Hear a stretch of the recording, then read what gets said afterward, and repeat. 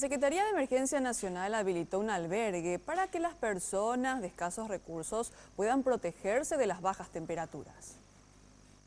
Meteorología anunció que el clima continuaría frío, al menos hasta este domingo, por lo cual la Secretaría de Emergencia Nacional habilitó este miércoles un albergue para personas en situación de calle, ubicado entre las calles Andrés Barbero y Fulgencio Yegros, en la zona sur de Fernando de la Mora. Está todo recién reacondicionado con colchones nuevos, con la pintura, el baño con calefón. También le estamos ofreciendo, ¿verdad? Digo de paso, ¿verdad? Para la gente que viene a pasar la noche acá, tiene cocido con leche, con galletas.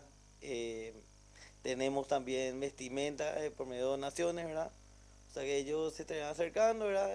Si gustan pueden bañarse, ¿verdad? Se cambian la ropa y se acuestan a dormir. Las personas que encuentren a alguien en situación de calle en estos días de frío pueden llamar al 911 o al 021-440-997 para que puedan recibir asistencia y pasar la noche en un lugar cálido.